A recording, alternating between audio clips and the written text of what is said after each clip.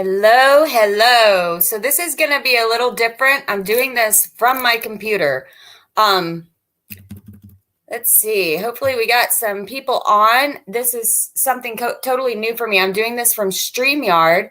So can somebody give me a thumbs up in the comments? Oh, now it's saying I'm live. Okay, this is new for me. I'm going from StreamYard. So can someone give me in the comments a thumbs up and let me know that you hear me?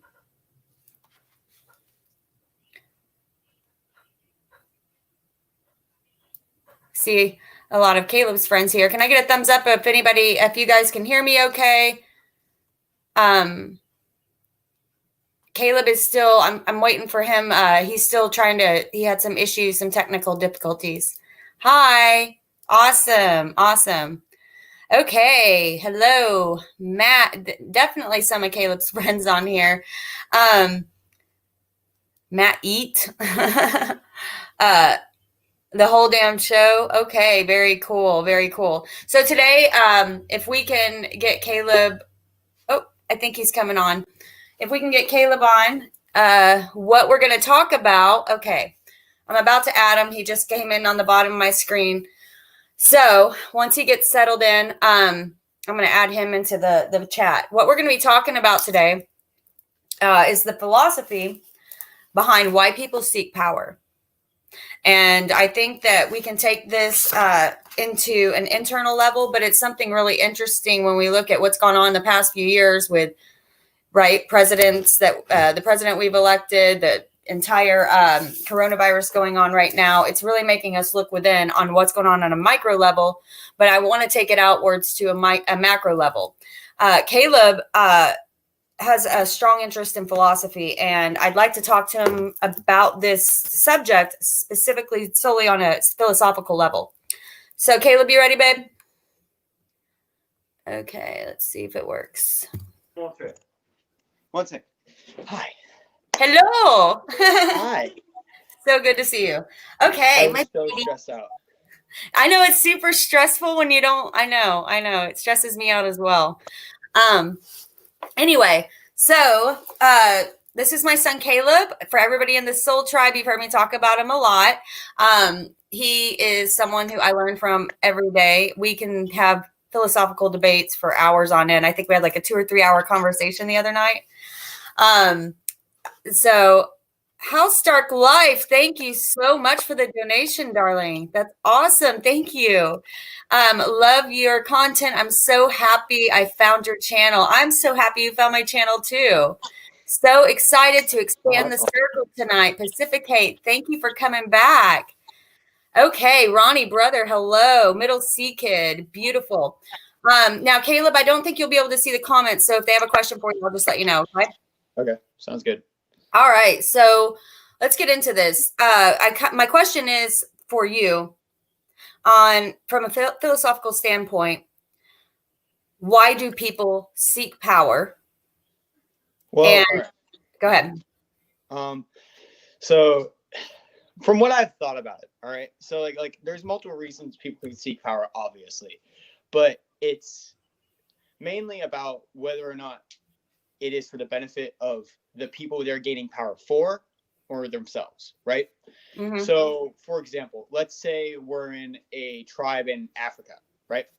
A person may want to take charge and become the leader of this tribe, right? They don't really gain much from it because mainly they gain a lot of responsibility and stuff, right? But they don't gain much like sure, they gain power and money and stuff, but like if it's a small tribe like that, they gain nothing but responsibility for the most part. But if you look at like a king, right? He gains so much more. He gains all of the money. He gains all of the power. He gains absolute, basically godhood for a certain part of the kingdom, right? Basically what? Godhood, right? Yeah, speak up a little or get closer. I can't hear you very well. Okay. So he gains basically like godhood, like absolute power in every sense of the form. So if it's looking down at like those tribes, mainly it's like for the benefit of the people because like he has to take charge. But if you're looking up at like such a grand standpoint, like where like they give you money and power beyond like anyone's fathom, then yeah, I'd say like in a lot of ways it's very easy to become corrupt like that. Right. But my question is in all of it is like what is like what makes someone become that, right? Do they come that from the beginning, or like does it become that over time? Do you mean a process of like nature versus nurture? Like, are they born that way? No, like the process of purely, we're talking about purely like how his surroundings and how he gets affected because of that power, you know, like how he's treated because of that power. For example, if a king is taught to that like sure you have power, but you're never like you're not better, you know, you're not better just because you're born something else, you know. So maybe something like that, then he won't become as much of a selfish and like self-dignified like oh I'm better than everybody else or some kind of an elitist, compared to someone being like oh there's commoner scum, right? Or like oh there are these people that like they have less money, they have less power, they have less everything, that makes them a lesser person. Those kind of people can obviously take that power and let it go to their head, and then like they're automatically going to be like I'm better than you, and you're just Right. My question yeah. is kind of what well, it's funny because this I didn't choose this for this, but when you told me about this topic, I wrote it in my book, and I had this old tarot card that's been up, and it was kind of placed in here as a bookmarker. And look at what it is. It says fear, and look how he's looking in the mirror and seeing something else, right? And Yeah, I you think showed me that one. Yeah. right, and power does corrupt. It corrupts your image. It corrupts your view of reality, right? Well, But it depends. Oh, sorry. Yep, you keep going. can it also be? Can it also be used? Well, I know it can, but how can it be used in a good way? How can we see power given to a person be a positive?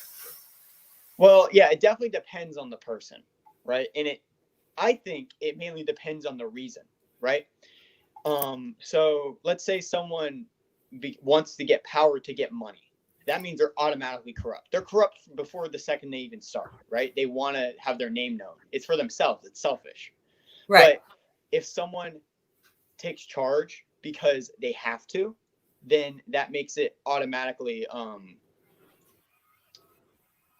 easier, you know, for them not to let it get to their head and for them to be a just leader and a true leader that is fighting for his people, not for himself. I'm sorry if I'm looking away a lot. There's a wasp in my room and I'm staring at it, and it's I see you looking like, uh-oh. yeah, I don't like it. Oh, that So, sucks.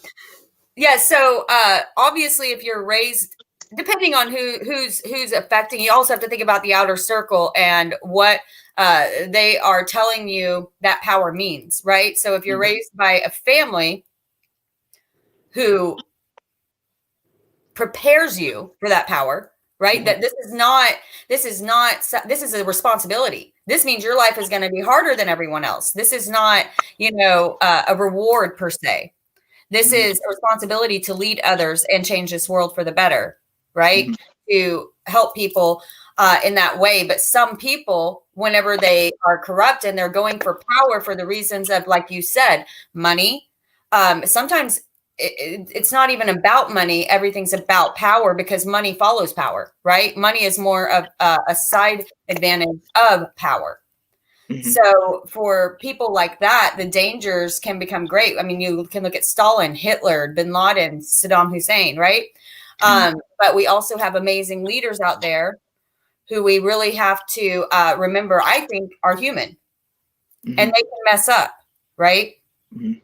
So Yeah, keep going, though. Keep going. yeah. But I have to say, like, it's not about being prepared for it. It's about having perspective, right? Like, if someone was getting raised instead of in a royal family, right? I'm going Right, back to the Queens. I'm sorry. right, Um, but instead, they were raised as a commoner and had the struggles of a commoner and had the pains of a commoner. They know exactly what those people need, or more than a royal would. They can't know what someone needs if they've never lived in it. Mm-hmm. So Remove. Yeah. yeah. So it's more of like, it's about perspective, I think, is one of the biggest reasons a ruler should become a ruler. Someone Right. should get in power, because if they have the perspective to know that they need to become a ruler in order to save them, then that person is doing it for the right reasons. Instead of Okay. like Nancy Pelosi, who only makes 178,000 a year, but has a net worth of 120 million. She's in there for she's corrupt. It's there. It's in the pudding. You're getting political on me. You're getting political. I'm trying to make examples. I'm sorry. I got you. But like, yeah, because like, I don't know. No. But like she's an example because she's the most obvious. There's so many corrupt people in the government. Like, it's by far majority corruption. It's everywhere. Yeah. Like even Obama, right? He came in there with almost nothing, right? And he made $400,000 a year as a president, and has a net worth of 40 million. Not as bad as Nancy, but like, where'd this money come from? Right. Like, it's kind of crazy. Is so like, it's just more or less like, it's about the surroundings, right? It's about what your perspective is. If your perspective in as a politician or becoming a politician is like seeing everyone else getting so much more money than you, then I could see it as hard being the only person that's like actually being kind to people, or actually trying to work for the people that they're supposed to work for. They're called civil servants for a reason. You know what I mean? It's more or less a fact of like about knowing the people you're working for. You got to know that you're not working for yourself, you're working for others. Absolutely. And if you could even take this down to being famous, someone said in a podcast, I think it was Nate Bargatze, he was talking about how Tom Cruise, my whole life, Tom Cruise has been famous. Does he even have an actual reality? You know what I mean? Like, this guy can't even go and buy a stick of gum go buy chewing gum at the store. It's like, if you tell him, oh yeah, it's $10, he's like, $10, okay, for gum. I don't know any difference. It's like your reality is morphed, and they're out of touch with people. I'm going to let you talk in a second, but I have one more thing to bring up. It's Yeah. also about the fact of like, that person, like wherever he walks, he's probably going to get recognized, Right. Like, if that person literally, like, he can't walk outside without being like covered in praise, it's hard Or to hate. humble. It goes both ways. Yeah, absolutely. Anyways, what were you saying? Well, I'm just saying, I think that I was trying to make a point on how when you become removed from the exact people you're trying to serve, if you don't have that reality, why are you about to laugh? If you don't have that reality, like staring at the wasp. All right, sorry. If you don't have the reality of the exact people that you're trying to help and you're trying to serve, to be a servant to, then you can't do anything anyway. And that's what they constantly talk about, government being out of touch. So therefore, does power create a situation where there's no way for you to be in touch? I mean, at some point, will you always become out of touch the more powerful you get? No matter, I mean, is there a way around it? I believe so. I believe, from what I can see and from what I can theorize, yes. It's very fragile. But the only way to really stay in touch is by having an in-touch perspective to begin with. Not treating, like, for example, just celebrities in general. Like let's use them as an example. If you want them to be down to earth, then you need to make sure that they're not like they're in such high viewpoints to begin with, Right. Like, if you stop them from like being praised and being loved every second of the day, and like having people constantly want to take pictures with them and meet them, and putting them in such like a God viewpoint, then they wouldn't be as, I don't know, Powerful. So egotistical. Oh, egotistical. Yeah, Yeah, so egotistical, so power hungry. You know, it's so easy to get there if everyone's allowing you to. You know, absolutely. everyone's letting you do The it. whole damn 3D admin. I'm not That's sure what Caden. it's. Who? Caden. Oh, Caden. Thank you for the super sticker. You also have a couple comments on here. Someone said, Caleb, you're right. Hang on, I got to get back up to it now. It says, perception and perspective of power is key. You're so right. Some people are saying they can't hear very well. So speak into the camera as much as you can. Okay. And it's funny that there's a wasp in your room. You guys know how I am with synchronicities, but what we're talking about right now are waspy kind of people too, on top of that. But anyway, moving forward, what would be, sorry, did you want to say anything else on the power bit?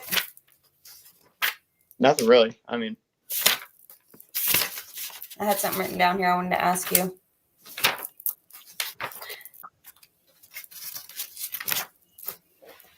Okay, so what would be, I guess, from your standpoint, how would you suggest that someone that does want to attain, not so much that they want to attain power, but if they are going to be moving forward in a position of power, how do they maintain their humbleness? well, I guess it's just constantly reminding yourself, it's kind of like trying to remind yourself of like let's say a world got rid of blue. Like there's no blue ever. No kind of remote terrible. Yeah. You gotta, but except for like one piece of paper, one blue piece of paper. All right. In order to remember that blue exists, you have to have that paper held. You need to keep onto that paper. You need to make sure that no matter what, you remember that there's blue in the world. That blue exists because it's so important. Like if there's a new color, if there's a color that no one knows about except for you, and there's one thing of that color, you need to hold on to it with your life.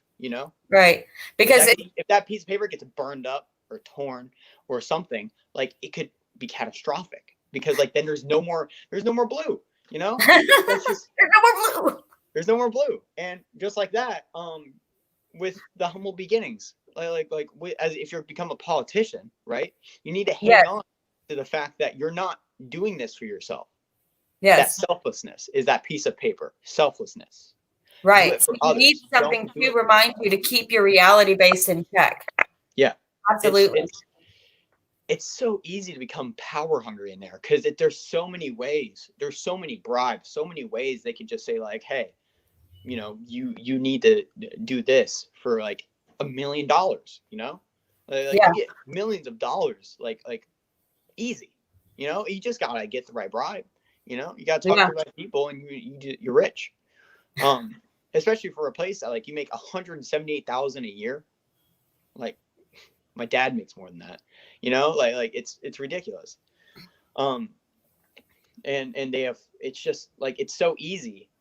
I mean, I'd probably do it, like it's hard not to fall into it when everybody around you is becoming a millionaire by taking by making unscrupulous decisions, right? And it's like having a bunch of friends that have a high interest bank account and they're just like shoveling money in there. Then they're getting richer by the minute, and you're just using a zero interest bank account. It goes lower than the inflation rate, and it's like, I don't want to do it. It's like, but then that's where that blue paper comes back in, and you say, why am I in this? Why did I start this? Right? Yeah, exactly. It's like you have to remember where you came from. Absolutely. I believe most people, if not basically all of them, come in for the right reasons. I mean, I do the exact same thing. Come into politics? Yeah, they come into politics because they want to change something. They want to make something better. But then they lose sight of that, because first off, there's no term limits for senators. So like they're in there for like 50 years and they're just sitting there just like twiddling their thumbs, already like basically done with the thing they wanted to change. They don't care anymore. I mean, it's 50 years away. It was 50 years ago they had that ideal or that goal. Like, of course you lost sight of it. You know, it's been 50 years. You're a different person. Yeah. You know what I mean? I So do. like I could definitely see why corruption is a thing. Like, no wonder corruption is a thing, you know? Like, they're basically asking for it, letting people come in there with like trading millions of dollars with like such a low income, and then like letting them just stay there for longer and longer and longer, and having to sit there and just watch mountains getting higher while you're still a little molehill. Right. The thing that scares me is that people like you, who see all of this and have an understanding of how this system works a little bit better. How are we going to get people like you to actually go and run for election and run for government? Because the people that have an actual realistic view of what it really is are not, they don't want, it's not worth it to them. So how do we get people like you and people with principles to actually go for it? If, like you said, comparatively speaking, if they're doing the right thing, they won't be making a percentage of what people who are working with lobbyists and people who are taking bribes and things like that are. So how do we change the system, with you being someone who is younger and coming into this now, how do we change the system to make people like you want to? What's the incentive there? How do we change? Well, first off, it's the idea of like, I know my own limits, right? If I was put into that and I was in there for like 30 or 40 years, I'd do the exact same thing they would. You know, that's the thing. Like if I knew, like, it's just human instinct to know that, like, if I have the chance to get millions of dollars, I mean, I'm going for it, you know? No matter if your scruples are going to take the hit and the people that voted for you? I mean, it's the first 10 years is one thing, but I've only lived 17 years. We're talking, if I'm going to be a senator or I'm brain farting. What's the other one? Congressman. Yeah, I'm brain farting. But like, if I'm going to be either of those for 50 years, that's well over twice my life, 3 times my life. Like, I can't assure anything, you know? So maybe the bigger thing is that we need to have stronger term limits on senators and congressmen. Is that what you're saying? That's absolutely what I think. Absolutely. You think that they could be scrupulous for a few years, but they won't be able to hold out forever? Is that what you're saying? Yeah, that's one of the biggest things. Yeah, I honestly think, because like we are different people, you know, like we change completely over the years, completely, 100%. Like, I don't want to bring up any examples because they're a bit personal, but like, we change consistently over the years, you know, nonstop. And eternally transforming, baby. That's my channel. It 100% depends on the surroundings that you're living in. And I'm saying the surroundings that I'll be living in as a theoretical senator or congressman would be consistently seeing people get filthy rich, you know? And it's just human instinct to urge that more and more and more as time goes on. Right. It may be human instinct, but you have that blue piece of paper. You can hold out and you can hold to your principles. Something may be instinctive. That doesn't mean that we have to follow it. You know, that doesn't mean that we have to go down that route. Whenever I got out of the military and I went into corporate recruiting, you remember how I was. I mean, it sucked my soul dry and I hated it. But I wanted the money, right? I sold out. I wanted the money. And now look at me. I'm making way less. And have you ever seen me happier? I mean, exactly. Yeah. Money means nothing if you're not sticking to what you set out to do, following your actual principles. Setting principles out in the first place is one of the most important things that you can do. And maybe it's just like some kind of rock in your pocket that reminds you, do the right thing, whatever it is. Maybe it's a cross you wear around your neck, whatever it is for that person. But you do have to reset every day. And that's why I always tell people to journal and such. So before we get off here, I kind of wanted to see if you wouldn't mind like sharing a few things. I'll ask you a few questions. And if you don't want to answer something, just say, I'd rather not answer that. And no biggie. We'll move on. Okay. No problem. So you've had a pretty, like with having me as a mom, you have had, and your dad and everything, you've had a pretty interesting life. And I was just wondering if you'd share a little bit about, how it's been for you. What specifically do you want me to say? Like Well, what like I learned from what it? was, huh? What I No, learned like from it? what was it like, for instance, growing up as a military brat? I've been to almost 20 schools. It was really tough. Because like not only was I a military brat, but my parents were divorced, so I was moving between them. That's more schools to change. And then you were taking me in and out of like private schools and Catholic schools, stuff like that. So I've been to a ton of schools, and it was not very fun. I've learned to be adaptable. I've learned to change. I've learned to have different parts of myself that only certain people can see. Otherwise, other people just won't like me. Um, Yeah. Like compartmentalizing sort yeah, of? And yeah. right. I've become good at compartmentalizing, but I did.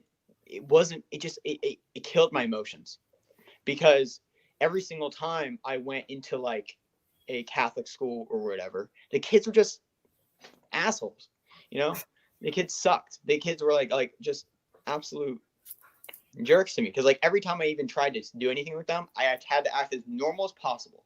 Then if I say something that I think is remotely funny, because like I'm a little bit weird, um, I just get like destroyed, you know. And Right. honestly, if I'm gonna be honest, I see that thing in me to this day because like sometimes I become ugly, and I don't want to be, What do you more mean? than I realize. Like I think I'm meaner than I actually want to be, but it's more of a defense mechanism because there was a lot of kids that were really mean to me. So like I was just snappy back. And So if you start off that way, you're giving them a reason to, and it's not about you yeah, anymore, but like right? it's just a defense. Yeah, it didn't. No, it was just like I had friends that I hung out with and were just normally mean, and that's just not how I want to be. But it just became naturally mean. That really reinforced in middle school.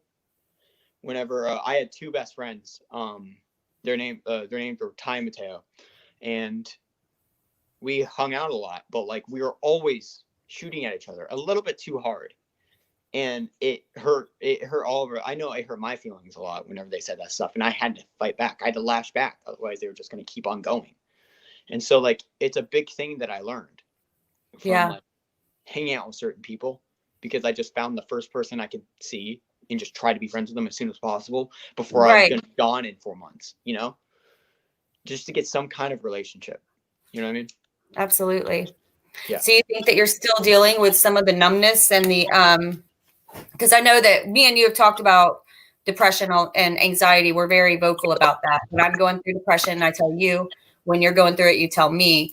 But I know that when you were staying with your dads, you hit a pretty strong depression there before you came back to Texas. How did you tell me a little bit about how that depression felt for you? Just you don't have to go too much into detail, and then sort of how you came out of it and what that felt like.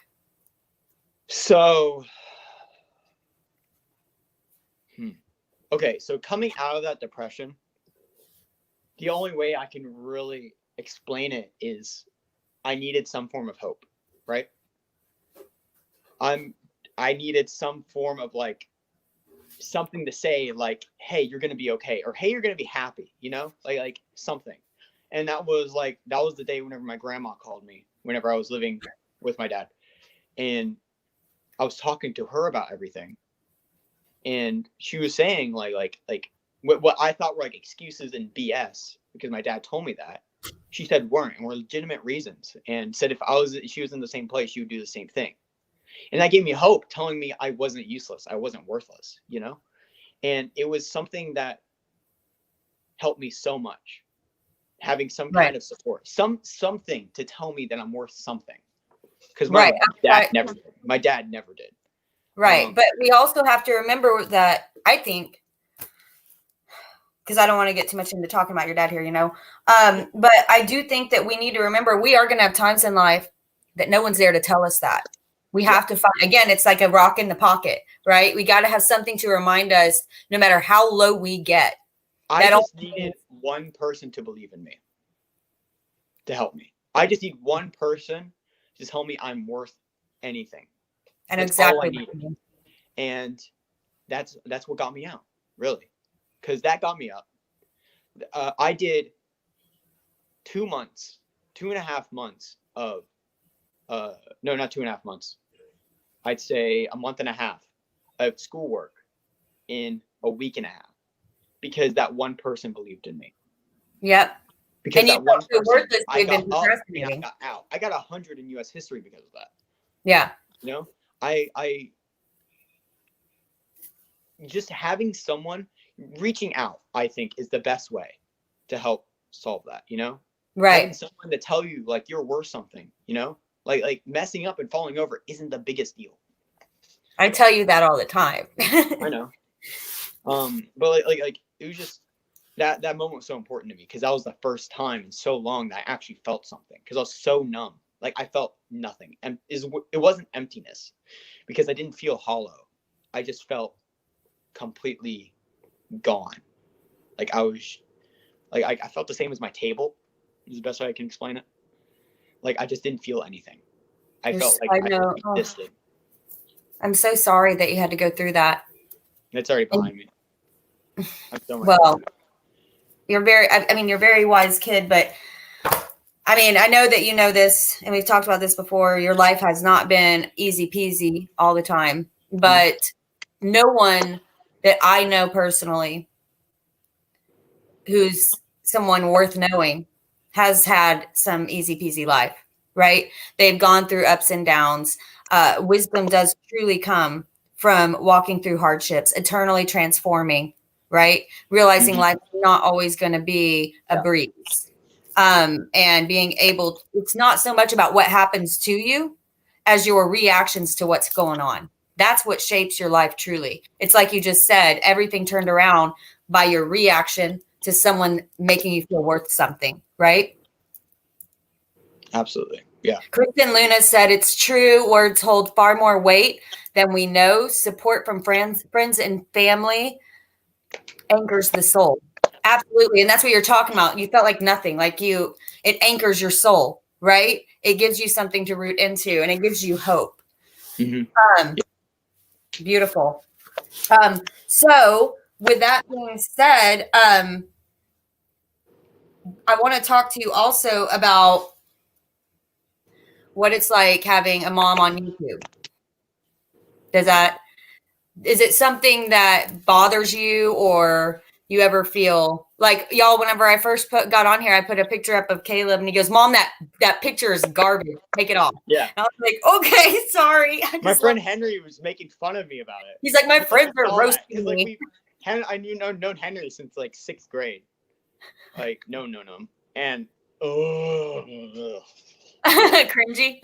yeah. Even if it's not that bad, I don't really Yeah. care. But it hasn't really affected me. I Because I've mean, had a few I've emails. always had the thought of the back of my mind, like I don't really care about being on like in front of a screen or anything. You know, The platform, it right? doesn't. Yeah, it doesn't affect me. Because I I've had mean, a lot of emails where people have said, basically, you know how people can be. And people will say, "What kind of mother are you?" Bring in that devil stuff around your child, tarot cards, and you know how people can be. And then other people say, "I should never mention you on YouTube," but you're about to be but 18 it's years my old. decision. I'm gonna be It is. 18 in less than a month, in I know. 28 days. Right. And I Yeah. never say, your address and all that crap. But Yeah. And anyway, if I ever so say don't do something, you're instantly okay with it. Yeah, yeah. I'm okay with that. Okay. Yeah, just like it really doesn't bother me as long as you don't post ugly pictures in the seventh grade of me on the live stream. I really appreciate that.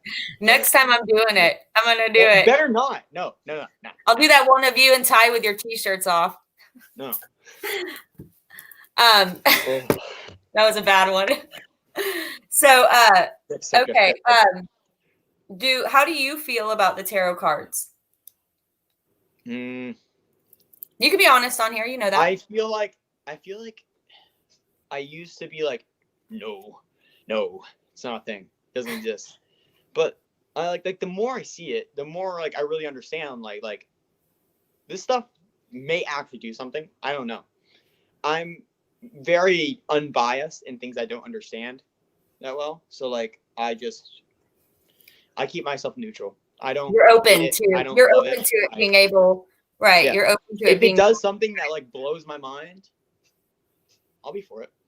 Absolutely. I mean, like, I totally support you, and I'm so glad you're doing this. Because, like, if you believe in it, that's all that matters, you know? Right. I'm just neutral. Absolutely. Even if I didn't believe in it, I wouldn't say anything like that to hate on you or anything. I know you wouldn't. I'm trying to clarify some things because I'm thinking if I get emails and comments like this, now they have answers about how you feel about it. And you know what I mean? There may be more people that aren't emailing or commenting that wonder about it. Yeah. So I had one more thing to say that I wanted to ask you. My collarbone's so... You what? I could see my collarbone there for a second. It was so weird. Sorry. Just go. So I wanted to finish this up saying thank you, because a lot of you people, I mentioned it, but some people are new here. I was in a pretty serious depression, and as the Soul Tribe members know, I wasn't getting on here as much, and it was just, it rocked me to my core, you guys. This was a bad one for me, and some things that you said to me, Caleb, truly brought me up out of it. It's like what you said before. Is that the wasp being very close? I'm sorry. If I get up and run, like seriously, the wasp is going to be coming for me. I'm just saying. That's fine. We understand. If you run, we know it's the wasp. All right. So I just wanted to say, you remember what you said the other day about you said about grandma. Whoa, what? Stop. You know what you said about grandma? What she said about anchoring the soul. You did that for me. You know, for those, just to let you guys know, he said, Mom, I know it's been hard. I just want you to know, I believe in you. Keep going. And as hard as it is right now, that's just going to make it that much better, or something along those lines. And hearing that you believed in me, it changed everything. I felt like I came back into myself. So there's proof between us two, how my mother helped him and he helps me. There's proof between us two. If you know someone who's going through a depression, it's truly not something that they can help until they need help with it. I can't hear you. Sorry. You're fine. But if you know someone who is depressed, please look for the signs, especially during this, I'm calling it the great seclusion. Everybody is alone right now. They're alone with their thoughts. And this can be so incredibly difficult because a lot of people are used to going and ignoring it. Reach out. Remind them that they're worth something to you. It can't be stressed enough. Give them a call. Tell them how much you miss them. Tell them, it's been hard, but to keep on going, because truly there is no mountain that you can't climb given the right support. And it can be a chemical imbalance. It can be something that is environmentally affecting your depression. It can be anything around that. It can be money. All of these things build up though. And right now we're going through a time where people are having this huge pandemic, which is scaring the crap out of people. So anxiety's through the roof. We are having people that have lost jobs, so money is an issue. We're having people that have never ever had to stay in the house so long with their children and their spouse and their families. So reach out. Tell someone that they matter. Tell someone that you care. You could truly save a life. I have a strong belief depression is more prevalent now than ever. That's what I was about to say. I mean, it's unbelievable how many people just can't take being alone with themselves and these issues. No, these times are temporary. We may not go back to the exact same world we had, but these times are absolutely temporary. And we are going to, like a rising phoenix, come into something new and better. But we all have to work together. We all have to support each other. And we have to be honest. You can't just get on Facebook or Twitter or TikTok and YouTube and only say the good things. Because when you're doing that, people get the idea in their head that, well, why isn't my life always good? Well, these people are only posting their best moments, their funniest moments, their happiest moments. Every single one of us experiences deep, great pain, times of self-consciousness, times of depression, times of anxiety, things that just rip our soul down. We must remember that every single one of us is going through it. And the deeper you go and the more you look at what is the root of said problem, what is the root of this depression, the more that you will grow afterwards. You won't face it again. When you resist looking at it, that's whenever the depression deepens. That's when the anxiety deepens. So I think that's all I was going to say. Did All you right. want to talk about anything else? No, this is a great talk. Yeah. I agree. Wow. Yeah. Thank you for coming Sorry on. that happened. Someone called me. Oh, no worries. Yeah, thank you for coming on. I know you didn't get to see the comments, but the comments will be uploaded later on the video. They don't come up right away. But you can go back and read the comments there. And if you want to answer in the comments section below, you can do that. Okay. Because some of them were moving too fast for me. Mm-hmm. Yeah. He is just the sweetest, isn't he? You're so cute. Sorry, I had to make you cringe at least once. All right. Yeah. All right. I love your guts, baby. And I'll talk to you. Hey, can I pull a tarot card for you before we get off? Sure. Fine. All right. He never lets me Sorry, off. it's delayed a bit, so if I'm taking forever, it's because the call delayed it. But you're okay. I'm not seeing any issues. Actually, your camera's looking good. Is that your phone? Oh, cool. Yeah, it's my phone. Okay. I didn't want to do the computer one because it looks like freaking. Yeah, this is my computer one. How is it? Does it look okay? It looks really good. Yeah. Cheap little computer. Okay, for Caleb. Card for Caleb. Oh, God.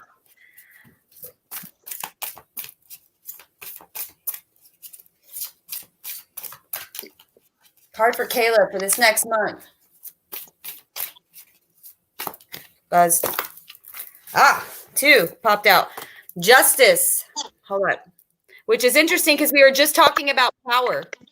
Justice. And it's talking about here. Notice that she holds her brain in one hand and her heart in the other, having those two balance. It can't be all emotion and it can't be all logic. You have to use your heart as well in making decisions. So this will be important for you in the next month. Okay? Whatever That's you kind put of out. ironic because I know you have the issue with the emotion. Dad has the issue with the mind and the logic. It's a weird balance. That's true. Yeah. I like how you call it an issue that I live from the heart chakra. I live with my emotions. I can't help it. Well, okay, no. Because but you're right. I don't include enough logic. Not now. You used to. Yeah, you used to just lash out an emotion. You know what I mean? Yes. Yeah, it was. Yeah. Well. But that's all behind us. So that doesn't matter. All right. Okay. I'm feeling really awkward because of the delay, so. I know. I'm sorry. Well, I miss you very much. And I can't wait till you come up and visit. I'd like to do this more often, get on here and have chats, and I think it's good for both of us. Good for, yeah. Absolutely. And it's also, it helps others to begin conversations with their own family members about things that are important. You know what I mean? Mm-hmm. All right. Okay. Sounds good. I'll talk at you guys later. Thanks for joining us. This was so much fun.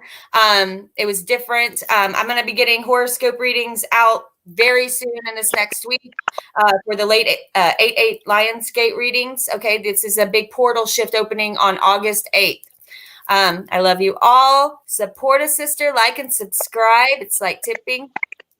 Love you. Love you, kiddo. Thanks for having me on.